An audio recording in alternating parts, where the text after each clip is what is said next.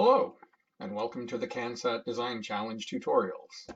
I'm Lawrence Reeves. I'm the organizer of the CanSat Design Challenge, and I'll be your guide through these tutorials, which are intended to help you through the process of designing and building your CanSat for the beginner category. In this first tutorial, we'll just have a look at what's in the kit. So let's get started.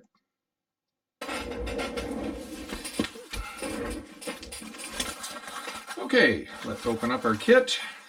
You'll see that everything is wrapped up in the parachute fabric.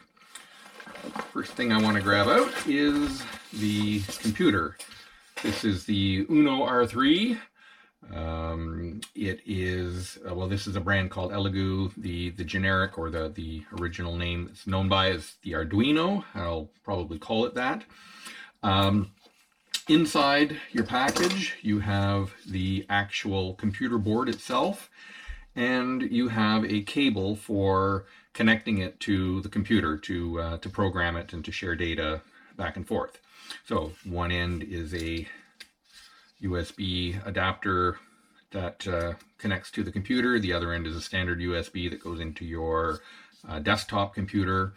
And in the next tutorial, we will download the software development kit that will allow you to connect this up to your desktop computer or laptop.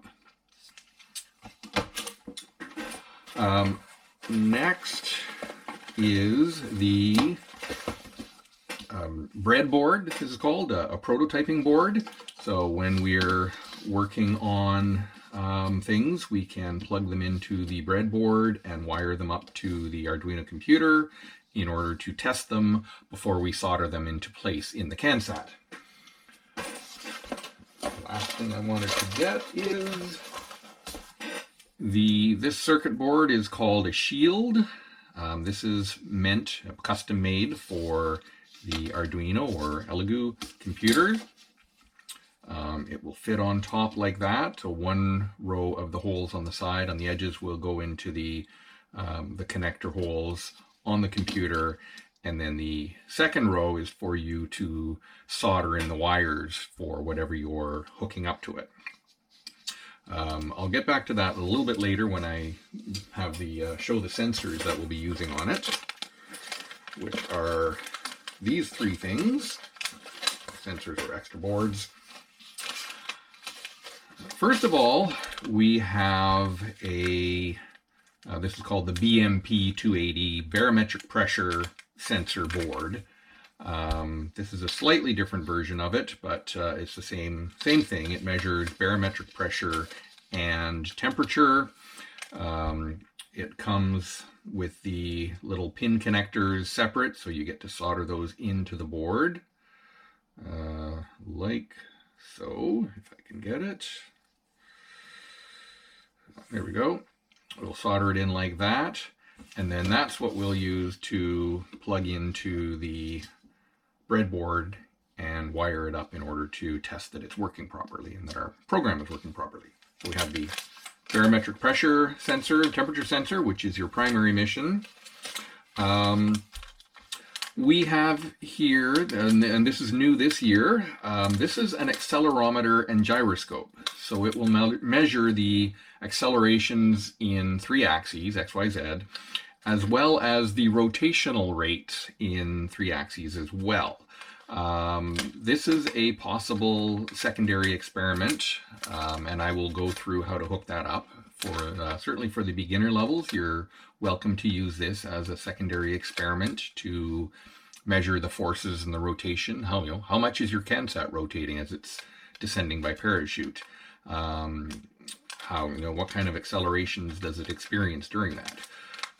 So you are welcome to use this, and when the pin headers have been soldered in, this is what it looks like.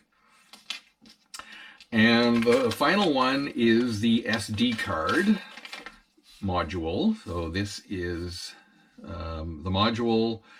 Micro SD card will go in the top here. And again, when we're prototyping and testing it out, we'll just plug it into the breadboard and wire it up and make sure that our program is working with it properly.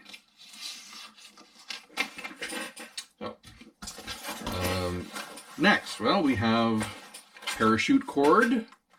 There is enough to be able to make 8 separate lines to your parachute that are about, I would say 40 or so centimeters in length. So plenty of cord there. Numerous kinds of wires for you to use that we'll hook up to the breadboard. We can hook these up and then connect them to the Arduino like so. And when we have other things on the board, that's what these wires are for. We'll connect them from there into the computer to read the data from it. But also, if you want, so there are the male ends, which can plug into the breadboard and to the Arduino, or if you want, you can plug your sensor directly into the wires to the female end, and then plug them into the Arduino if you wish. Your choice how you wish to prototype it.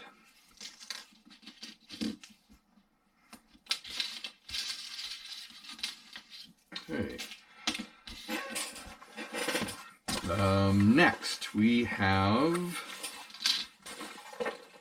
these things, which are called pin headers. These will be able to connect into the Arduino. They're set at just the right distance apart. There's a little gap there, so I can't put it all the way across, but these are also, they have little notches in between the pins. Don't know if that is, you can see that on the video, but there are little notches. So if you get a piece or 2 pairs of pliers and then just twist it, it will hopefully snap off right in between the 2 particular pins, so you can cut off as many as you need for the application. And then what we will do is eventually we will connect, can I get that in there? Yeah, like that. The pins will come through to the shield. We will solder the pins on this side onto the shield so that it plugs in and out of the Arduino board when you're prototyping. So there are 2 of them that have just 1 row of pins. I think there are 40 in that whole row that you can use for the Arduino. And then there are 2 that have 2 rows. This was a mistake in my order. They sent me the wrong part, but I thought it would be really helpful to include, and I've included a small circuit board here that you can do some practice for soldering. Just other way around. You can practice soldering the pin headers into the circuit board and make sure you're comfortable doing that before you then decide to solder them into the shield. Very, very important. We have some CanSat stickers for your team members. This is a 9-volt battery connector. 9-volt batteries are great, nice and small, and just one, and they clamp on really firmly to the connector top. Then yeah, we'll be able to solder the wires into the appropriate pin locations on the board in order to provide. And that's my phone. Excuse me a moment.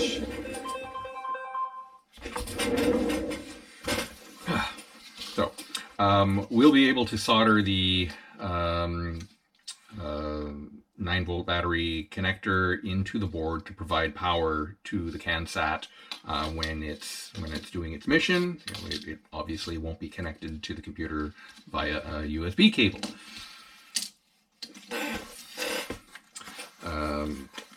Let's see, we have a couple of resistors. They will reduce the voltage that's being provided in the circuit.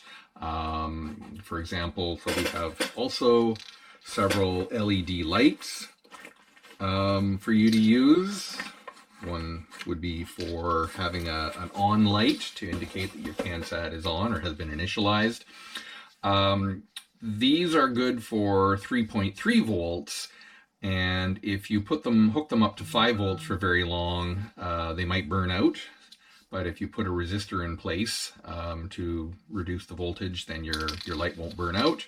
But they're fine with 3.3 volts.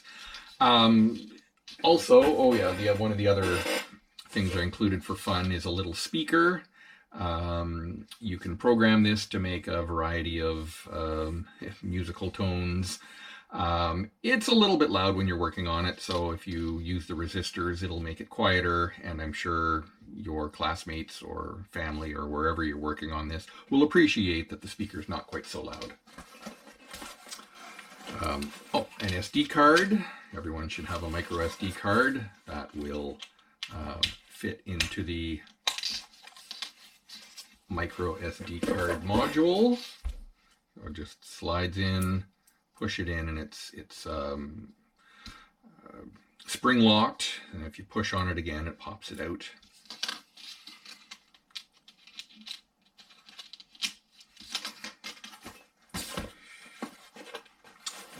There's an on-off switch for turning your CanSat on and off, obviously. This is a heat shrink. What it does is, so when you solder two wires together, or for example, if I were soldering a wire to the LED light, if we put this over top, a little slice of this, you can cut it off, and after we've soldered it, hold it over a flame, like a lighter, it will shrink out and shrink firmly around the connection so that you don't have loose wires or loose connections open that might get short-circuited by something. So there's a smaller piece that's great for the wires that we use. There's a slightly larger one that is good for putting over the on-off switch. It's a little bit larger. This one actually does fit, as I found out, but just barely. So you're free to use that for connecting the on-off switch.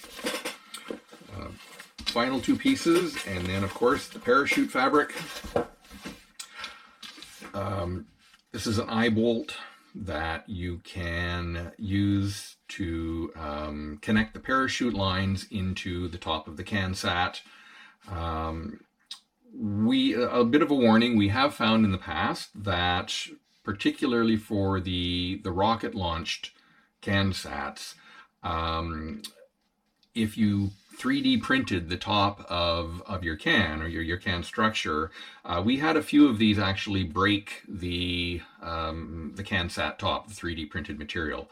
I guess it was either just a bit brittle, or it was a very hard tug and caught it on a weak part of the 3D print. Other kinds of tops, if you use a plastic jar, for example, a plastic lid on a plastic jar, I'm sure that will be fine to hold it on and to connect your parachute wires to, or you do 8 individual holes all the way around the top of your CanSat to connect to the parachute. And finally, this is a piece that may come in handy for the SD card module. It's got the right amount of pin connectors for that, and rather than have on the shield, there is, in addition to just a few general connection points, there are specific holes on here to connect to the SD card module. There are 2 different types, so we'll make sure that the pin designations, the labels on them match, so you connect it up the right way. But if we were to solder it in like that, it might be a bit awkward inside your CanSat. So this gives you an option of rotating it 90 degrees and putting it in like that, or maybe the other way around, down, so that it's a whole lot less volume and not sticking out as difficult for working with other things in your CanSat. And finally, parachute fabric. A nice large piece, very bright orange, to help find it when it's on the ground. And yeah, that is everything that's in the kit. If you're missing anything in here, please let me know. I wouldn't be surprised if there were one or two kits where I may have missed a component while I was working on them and putting them together, so please let me know. But otherwise, that's what's in your kit, and our next tutorial will be how to hook up the Arduino to your computer.